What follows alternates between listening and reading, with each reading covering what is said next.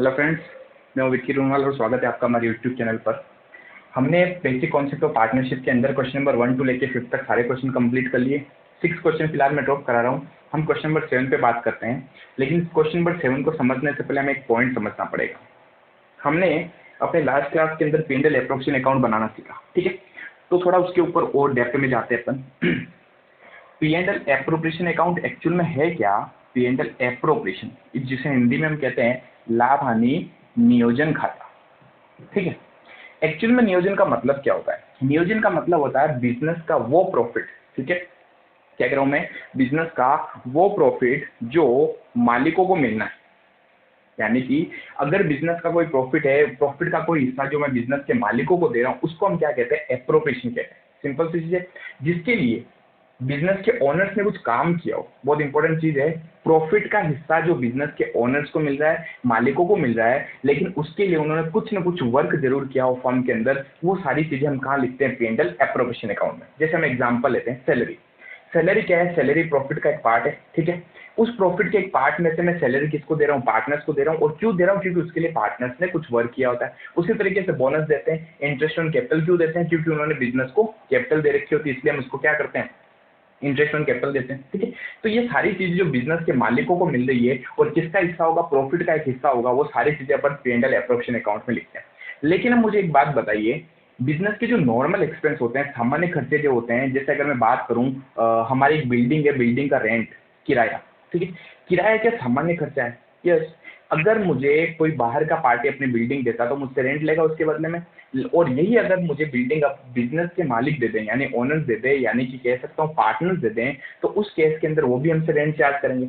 लेकिन क्या ये रेंट लेने के लिए बिजनेस के मालिकों ने कुछ वर्क किया है क्या? बिजनेस के अंदर कुछ वर्क नहीं किया होता है, समझ गए। तो जब तक वो बिजनेस में कुछ वर्क नहीं करेंगे और उस वर्क करने के बाद उसको अगर कोई चीज पे की जाएगी, तो वो तो P&L एप्रोप्रिएशन अकाउंट में आएगा। लेकिन बिना वर्क के अगर उनको कोई चीज मिल रही है, ये या फिर अपन ऐसा कह सकते हैं, बिजनेस के जो सामान्य खर्चे होते हैं, नॉर्मल एक्सपेंस जो होते हैं, वो सारे एक्सपेंस P&L एप्रोप्रिएशन में नहीं आते, चाहे वो मालिकों को ही क्यों नहीं मिल रहा हो। वो कहाँ आता है? P&L अकाउंट के अंदर। समझ पा रहे हैं? जैसे अगर मैं एग्जाम्पल लूँ, मैंने कहा हमारे बिजनेस का सारे खर्चे लेस करने के बाद में हमारे बिजनेस का नेट प्रॉफिट आया 50,000 रुपये। कितना आया? 50,000।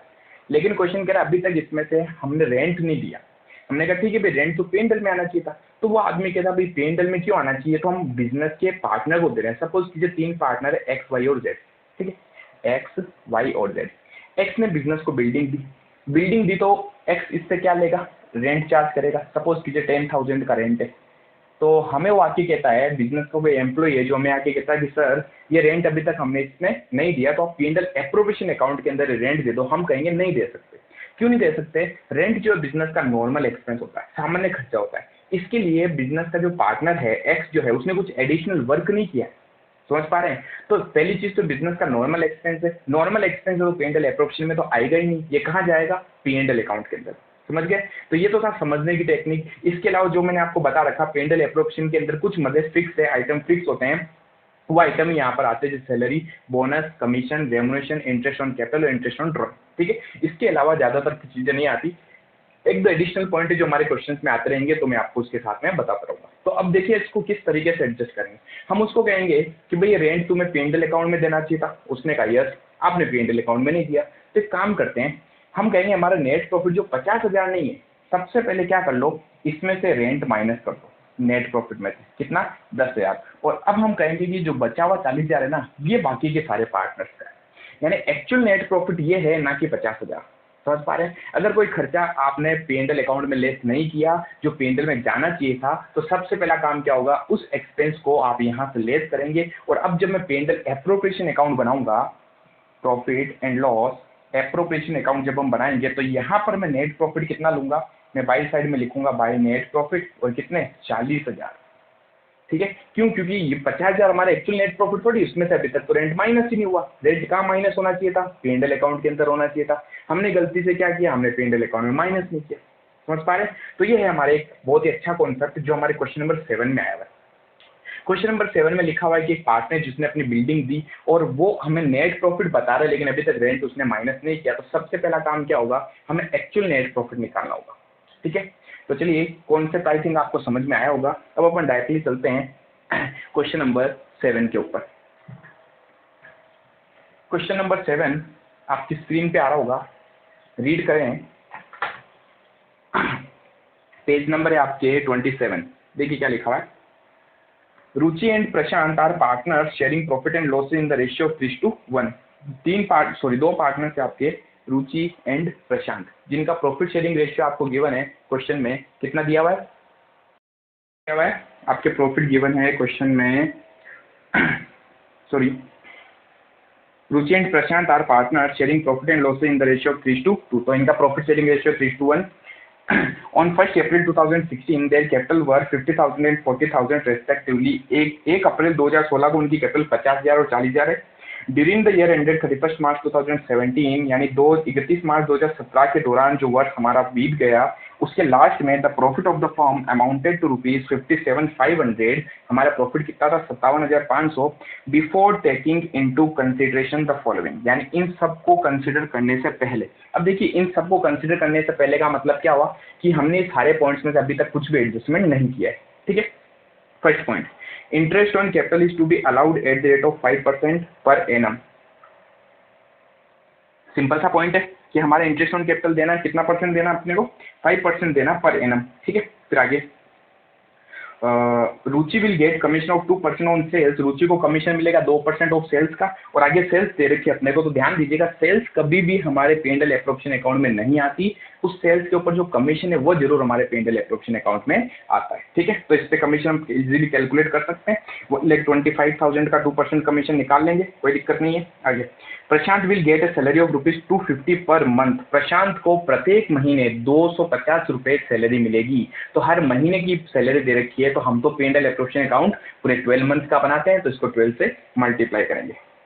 प्रशांत is entitled to rent of, underline कीजिएगा, सबसे इंपॉर्टेंट पॉइंट यही है, Prashant is entitled to a rent of ₹625 per month for the use of premises by the firm.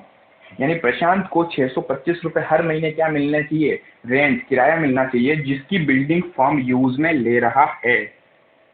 आगे लिखा 10% of the divisible property is transfer to general reserve. ये भी कर लेते हैं। तो देखिए, मेन चीज यहाँ पर ये है कि हमने अभी तक रेंट नहीं दिया है ना। तो जब रेंट नहीं दिया तो हमारा सबसे फर्स्ट टास्क क्या होगा? हमें वहां पर रेंट को पहले माइनस करना होगा और फिर हमें देखना होगा कि अब हमारा नेट प्रॉफिट कितना बचा। ठीक है। तो चलिए स्टार्ट करते हैं क्वेश्चन को। सिंपल सा क्वेश्चन है। तो सबसे पहले हम बना लेते हैं क्वेश्चन नंबर 7। हम बना लेते हैं profit and loss appropriation account, P&L appropriation account. ठीक है।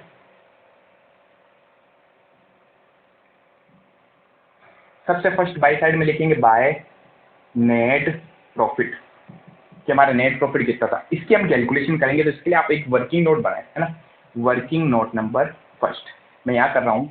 वर्किंग नोट नंबर फर्स्ट, देखिए क्या लिख रहा है वर्किंग नोट में। हम लिख रहे हैं calculation of actual net profit. Actual net profit, वास्तव में नेट प्रॉफिट हमारा कितना होगा? तो हमने कहा नेट प्रॉफिट बिफोर रेंट अपने को क्वेश्चन में दिया हुआ है, यानी कि रेंट अभी तक लेस नहीं किया, उससे पहले हमारा प्रॉफिट दे रखा है। तो हम लिखेंगे यहाँ पर नेट प्रॉफिट बिफोर रेंट। ये अपने को गिवन है 57,500 रुपीज दिया हुआ है। अब हमारा सबसे पहला काम क्या होगा? इस रेंट को माइनस करेंगे यहाँ से। ठीक है। और जो बच जाएगा वो हमारा क्या हो जाएगा? एक्चुअल नेट प्रॉफिट हो जाएगा। माइनस करना है रेंट। रेंट कितना था? 625 रुपीज पर मंथ का था। तो मल्टीप्लाई 12 करेंगे तो 12 मंथ का कितना होगा? आ जाएगा 625 × 12, 7,500 रुपए। तो अब हमारे पास नेट जो प्रॉफिट है, जिससे हम पार्टनर्स को सैलरी, बोनस, वो जो भी कुछ देना, वो सब इस प्रॉफिट में से देंगे। समझ गए? चलिए, तो ये आ गया net profit after tax, sorry after net profit after rent. ठीक है। ये अपने को यहाँ पर लेना 50,000।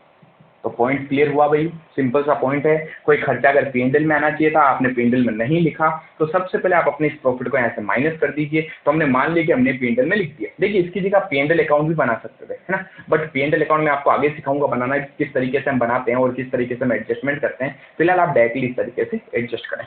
तो यहाँ तक तो कोई दिक्कत नहीं है। अब 1 बाय 1 सारे पॉइंट्स पढ़िए। जो जो पॉइंट बोल रहा है कि ये चीज़ देनी है, वो हम चीज़ें देते जाएंगे। ठीक है। चलिए, तो सबसे फर्स्ट पॉइंट ने बोला था अपने को इंटरेस्ट ऑन कैपिटल देना है, दे देंगे। इंटरेस्ट ऑन कैपिटल खर्चा है, एक्सपेंस है, एक्सपेंस है तो पेंडल अकाउंट को डेबिट करना है, पेंडल एप्रोप्रिएशन अकाउंट को। तो क्या लिखेंगे, टू इंटरेस्ट ऑन कैपिटल। ठीक है, दो पार्टनर्स हैं रुचि एंड प्रशांत। रुचि का यहाँ लिख देंगे, प्रशांत का यहाँ लिख देंगे। क्वेश्चन में सिर्फ वन टाइम कैपिटल दे रखी है, ना तो इन्होंने पैसे और लगाए हैं ना इन्होंने और पैसे निकाले हैं, तो सीधा हम डायरेक्टली उसके अमाउंट के ऊपर कैलकुलेट कर सकते हैं। रुचि की कैपिटल थी 50,000, 50,000 का 5%, ठीक है, और प्रशांत की थी 40,000, 40,000 का 5%। इसका 5% होगा 2,500, 40,000 का 5% होगा 2,000, टोटल मिलाकर 4,500 रुपये हमारे क्या है, इंटरेस्ट ऑन कैपिटल। ठीक है, नेक्स्ट पॉइंट कह रहा है कि रुचि को कमीशन मिलना है 2%, किसके ऊपर, सेल्स के ऊपर, और क्वेश्चन में सेल्स दे रखी है, तो डायरेक्टली हम लिख सकते हैं रुचि का कमीशन, कोई दिक्कत नहीं है। यहाँ पर रुचि को कमीशन देना है, कमीशन यहाँ पर आता है। ठीक है, हमारे लिए एक्सपेंस है, हम फॉर्म है एक्सपेंस है तो हम इसको क्या करेंगे, डेबिट करेंगे। तो क्या लिख देंगे यहाँ पर, 2 आर्स कमीशन, आर का कमीशन। अब क्वेश्चन में दिया हुआ कि टोटल सेल 1,25,000 हुई, जिसके ऊपर उसको 2% कमीशन मिलेगा तो उसका 2% हम इजिली कैलकुलेट कर सकते हैं। 1,25,000 का 2% 2,500 रुपये। तो आई थिंक यहाँ तक कोई डाउट नहीं है। ठीक है, नेक्स्ट पॉइंट में बोला हुआ है हमारे पास में सैलरी मिलनी चाहिए थी, किसको मिलनी चाहिए थी, प्रशांत को। प्रशांत को हर महीने 250 रुपये सैलरी मिलनी चाहिए। ठीक है, कोई दिक्कत नहीं है, प्रशांत को सैलरी मिलेगी तो हमारे लिए क्या है, खर्चा है। अगेन खर्चा है तो पेंडल एप्रोप्रिएशन अकाउंट को क्या करना है, डेबिट करना है। तो यहाँ पर लिख देंगे 2 बीज सैलरी। सैलरी थी इसकी 250 रुपीज़ पर मंथ, हर महीने की 250 रुपये, ये तो पूरे एक साल का बनता है। ठीक है, तो पूरे साल का यानी कि 12 महीने की उसकी सैलरी कितनी हो जाएगी, तो अप्रोक्स 3,000 रुपीज़ क्या हो जाएगी उसकी सैलरी। ठीक है, तो यहाँ तक कोई दिक्कत नहीं है। और क्या बच गया देखिए, सारे पॉइंट हो गए। अब एक पॉइंट है जनरल रिजर्व। अब पहली चीज तो हम समझते हैं जनरल रिजर्व है क्या, वैसे आप 11th क्लास में पढ़ चुके हैं। हमें क्या होता है, हमारे जो कंप्लीट प्रॉफिट हमारे पास बचा था सारे एक्सपेंस लेस करने के बाद, वो था 50,000। उसमें से हमने पार्टनर्स को इंटरेस्ट ऑन कैपिटल, सैलरी वगैरह जो भी देना तो दे दिया। अब जो भी प्रॉफिट बच जाता है वो सारा प्रॉफिट किसका है, बिजनेस के मालिकों का। इसको हम डायरेक्टली क्या करते हैं, बिजनेस के मालिकों को यानी कि पार्टनर्स को डिस्ट्रीब्यूट कर देते हैं। लेकिन क्वेश्चन अगर बोल दे जनरल रिजर्व में हमें ट्रांसफर करना है, तो जनरल रिजर्व होता क्या है, पहले तो इस चीज को समझते हैं। अगर फ्यूचर में मुझे कभी भी सडनली पैसों की जरूरत पड़ जाती है, यानी अचानक आपको व्यवसाय चला रहे हैं, बिजनेस में पैसों की जरूरत पड़ती रहती है। ठीक है, अचानक पैसों की जरूरत पड़ जाए तो हो सकता है उस वक्त व्यवस्था नहीं कर पाए, है ना। तो इसलिए हम क्या करते हैं, फ्यूचर की अनिश्चितता के लिए हम कुछ पैसा पहले से ही रिजर्व करके रखते हैं, है ना। जैसे हम गुल्लक में पैसे रिजर्व नहीं करते, जब इमरजेंसी आती तब गुल्लक फोड़ के पैसे निकाल लेते हैं। उसी तरीके से हम क्या करते हैं, रिजर्व बना के रखते हैं कि जब इमरजेंसी आएगी इस रिजर्व में सब पैसे निकालेंगे और यूज ले लेंगे। समझ गए। तो ये एक्चुअल में है तो प्रॉफिट किसका, मालिकों का ही, लेकिन आपने उस प्रॉफिट का कुछ हिस्सा रोक कर रख लिया। समझ गए। तो जब प्रॉफिट का कुछ हिस्सा रोक कर रखा जाता है, वो भी हमेशा पेंडल एप्रोप्रिएशन अकाउंट से रोक कर रखा जाता है। तो हम क्या करेंगे, जो भी प्रॉफिट अब बांटना है हमें पार्टनर्स में, उसका एक 10%। तो पहले तो हम देख लेते हैं कि हमारे पास बचा कितना प्रॉफिट, उसका 10% हम रिजर्व में डाल देंगे और फिर जो भी बच जाएगा वो उन पार्टनर्स में प्रॉफिट शेयरिंग रेशियो में डिस्ट्रीब्यूट कर देंगे। क्लियर हुआ पॉइंट। तो चलिए जनरल रिजर्व में जब भी हम पैसा निकालेंगे यानी अलग करना अपने को, तो अगेन मेरा प्रॉफिट कम होगा। देखिए 50,000 नेट प्रॉफिट था, हमने इंटरेस्ट ऑन कैपिटल दे दिया, हमारा प्रॉफिट कम हो गया। हमने कमीशन दिया, हमारा प्रॉफिट और कम हो गया। हमने सैलरी दी, हमारा प्रॉफिट और कम हो गया। और अब हमें क्या करना है, जनरल रिजर्व में ट्रांसफर करना है, तो भी हमारा प्रॉफिट हमें क्या करना है, कम करना है। यानी कि हमें पी&एल एप्रोप्रिएशन अकाउंट को डेबिट करना पड़ेगा। ठीक है। तो जब भी आप जनरल रिजर्व में अमाउंट ट्रांसफर करोगे तो उसके लिए हम क्या लिखेंगे, यहाँ पर हम लिखेंगे टू जनरल रिजर्व। ठीक है। इसके लिए हम बना लेते हैं वर्किंग नोट नंबर 2। ये किसका होता है, ये होता है जो प्रॉफिट हमारे पास बच जाता है। ठीक है, उस प्रॉफिट का 10%। तो पहले देखना पड़ेगा हमारे पास प्रॉफिट बचा कितना। ठीक है, तो चलिए वर्किंग नोट नंबर 2 क्या लिखें, अमाउंट ऑफ जनरल रिजर्व। ये हमेशा जो भी प्रॉफिट बचता उसका है, जो बचता उसको हम क्या बोलते हैं, रिमेनिंग प्रॉफिट बोलते हैं। तो पहले देखते हैं रिमेनिंग प्रॉफिट हमारे पास बचा कितना है। रिमेनिंग प्रॉफिट हमारे पास बचा है, टोटल प्रॉफिट था 50,000। ठीक है, 50,000 में से माइनस 4,500 तो हमने इंटरेस्ट ऑन कैपिटल दे दिया, लेस कर दीजिए, माइनस 2,500 हमने कमीशन दे दिया, लेस कर दीजिए, माइनस 3000 हमने सैलरी दे दी, लेस कर दीजिए, तो रिमेनिंग हमारे पास जो अमाउंट बचा है वो कितना बचा है, 4 और 5 6 और 1 7 और 3 10, 50 में से 10 दे, रिमेनिंग बचे हमारे पास 40,000, 40,000 रुपीज।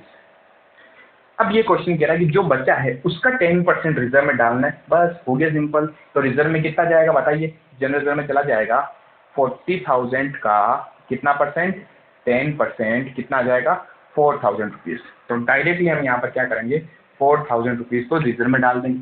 अब सिंपल सा लॉजिक, 40,000 में से 4,000 तो कहाँ चला गया, जनरल रिजर्व में, तो रिमेनिंग हमारे पास में कितना बचा, रिमेनिंग हमारे पास में बच गया, नाउ रिमेनिंग शेयर्स प्रॉफिट हमारे पास कितना बचा, 36,000 रुपये।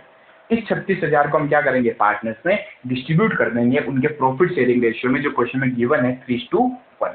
ठीक है, चलिए तो क्या लिखेंगे प्रॉफिट बांटने पर, to partners capital balancing figure, और बैलेंसिंग फिगर जो हमारे पास बचा था वो कितना था, 36,000। 36 में से रुचि और प्रशांत का प्रॉफिट शेयरिंग रेशियो गिवन था 3:1। ठीक है, तो यही कर लेते हैं, आर का शेयर और पी का शेयर। ठीक है, आर का शेयर होगा 36,000 मल्टीप्लाई 3/4, क्योंकि 3:1 था। ठीक है, तो 3:1 होने पर मल्टीप्लाई 3 डिवाइड बाई 4, और प्रशांत का 36,000 मल्टीप्लाई 1 डिवाइड बाई 4। ठीक है, तो कितना आ जाएगा, 9 टाइम्स जा रहा है 27,000, तो इसका आ जाएगा 27,000 और 9,000। ठीक है, तो रुचि का आ गया 27,000, प्रशांत का आ गया 9,000। तो ये हो गया हमारा पूरा क्वेश्चन सॉल्व। तो बहुत अच्छा क्वेश्चन था, इस क्वेश्चन को आप इंपॉर्टेंट मार्क कर दें। ठीक है, एग्जाम में क्वेश्चन काफी बार पूछा गया आपसे, तो फटाफट इस क्वेश्चन को करें आप, फिर अपन करेंगे अब नेक्स्ट क्वेश्चन नंबर 6 जो हमारी नेक्स्ट क्लास के अंदर होगा। ठीक है, तो अब देखिए हमारे ज्यादा टॉपिक नहीं बचा, हमारा जो मेन इस चैप्टर का जो मेन चीज थी ना, वो P&L एप्रोप्रिएशन अकाउंट और कैपिटल अकाउंट ही था, जो आपने अच्छे तरीके से समझ लिया। अब हमें जो समझना है वो सारी चीजें कौन से समझनी है, एक तो गारंटी वाला छोटा सा टॉपिक है, पास्ट एडजस्टमेंट भी छोटा सा टॉपिक है, इजीली हो जाएगा। ठीक है, तो तब तक के लिए thank you, have a great day.